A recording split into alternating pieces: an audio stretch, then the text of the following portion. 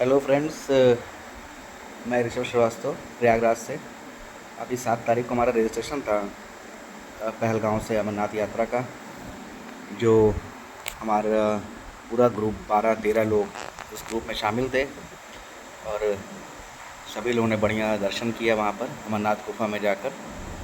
और उसकी आपको मैं पूर्ण विवरण आपके सामने रखना चाहता हूँ। जो हम लोग यहाँ से पहलगांव तक पहुँचे, उसके बाद वहाँ से सुबह टैक्सी हायर कर फ़िलहाल टैक्सी लाइनों से चलती रहती है। 2-2 सवारी 3-3 सवारी आप खुद हायर कर सकते हैं। वहाँ 200-200 रुपये लेकर चंदनवाड़ी, जो 16 किलोमीटर पहलगांव से है, वहाँ पे छोड़ा। उसके बाद लगभग 5 बजे के बाद वहाँ से ट्रैकिंग शुरू हुई। भंडारा वहीं पे लगे हुए थे, ट्रैकिंग शुरू हुई। उसके बाद हम लोग वहाँ पहला पिस्सू टॉप जो आता है, काफ़ी हाइट पर है वहाँ पर। उसके बाद पिस्सू टॉप के बाद हमारा नागरकोटी, और फिर पहुंचते हैं हम लोग जहाँ पर हम लोग उस दिन स्टे किए, शेषनाग के पास। शेषनाग में रुके रात में।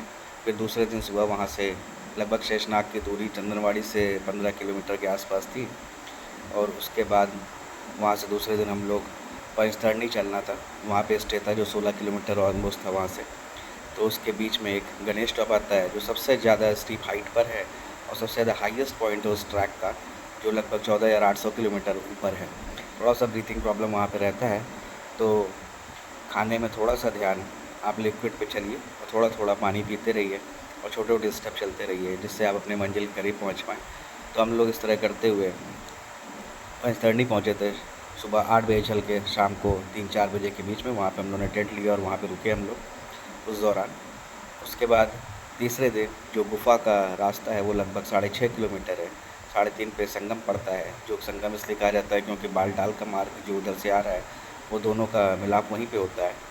उसके बाद हम लोग वहाँ से लगभग सुबह 5:40 पर एक गेट पास बनता है, जो वहाँ से हम लोग निकले।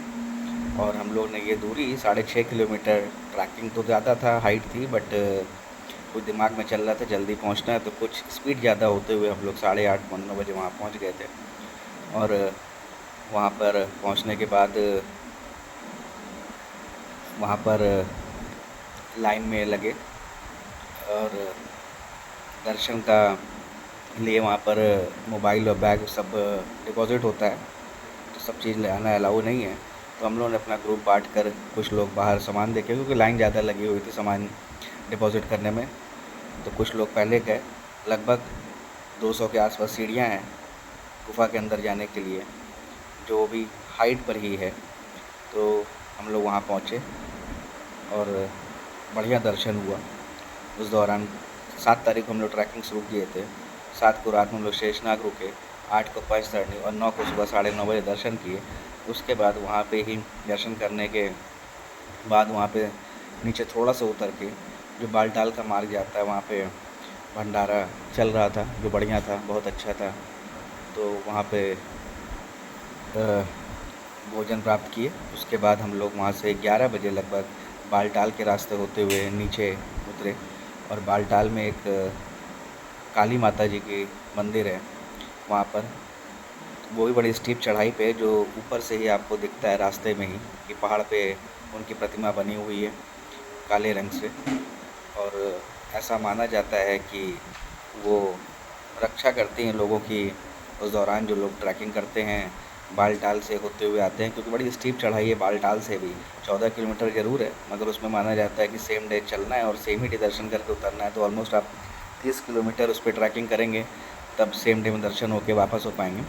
और हम लोग तो उस रास्ते से उतर रहे थे, तो ढलान बहुत ज़्यादा थी, लगभग 7-8 किलोमीटर के आसपास, जो बहुत दिक्कत भी रहती है। ढलान ज़्यादा होने से आपको अपने आप को रोकना, जैसा भी आप लोगों ने बाद में देखा 15-16 तारीख को वहाँ पर थोड़ा लैंडस्लाइड का दिक्कत हुआ। किस तरह से मलबा रोड पे बहते हुए जा रहा था, जिसमें एक दुर्भाग्यपूर्ण रहा कि एक महिला की जान भी चली गई और 8-9 लोग जख्मी हुए उसमें।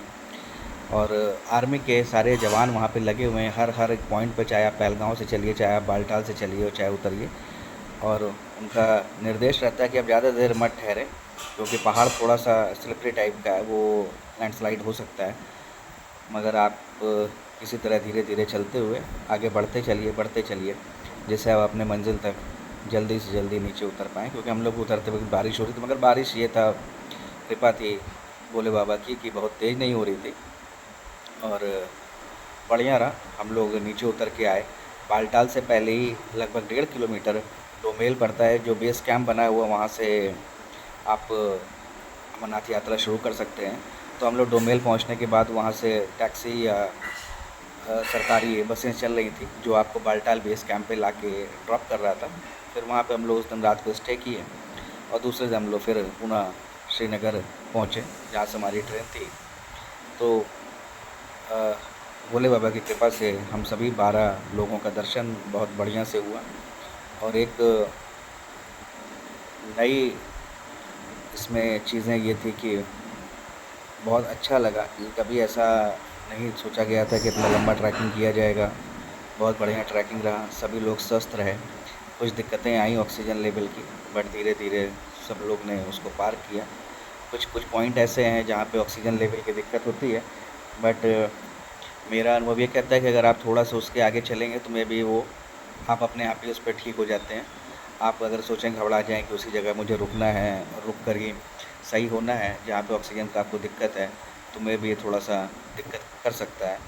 तो आपको उस पर थोड़ा सा, अगर आप 10-15 स्टेप आगे चले जाते हैं तो हर जगह नॉर्मलाइज है कि कंडीशन आपको कुछ राहत देगी, ऑटोमेटिक आपको लगेगा हाँ बेटर महसूस कर रहे हैं।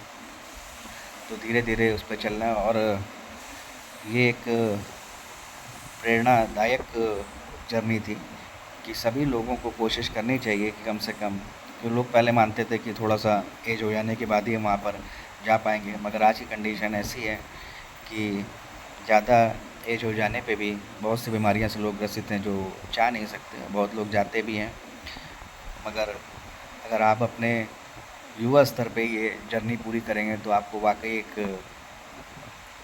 अनुभव बहुत बढ़िया होगा, बहुत अच्छा लगेगा। और भगवान शंकर जी का जो वास है, जहाँ पे उन्होंने अमर कथा पार्वती जी को सुनाई है, वाकई वो दिव्य स्थान है। उस पे पहुँचने के बाद आपको लगेगा कि हाँ, हम बहुत दूर और इस मोह माया की दुनिया से बहुत ऊपर आए हैं और एक बढ़िया आपको वहाँ पर वातावरण मिलता है जो आपको प्रेरित करेगा कि हाँ, अगली बार भी कोशिश किया जाए तो वहाँ पहुँच सकते हैं। हर हर महादेव।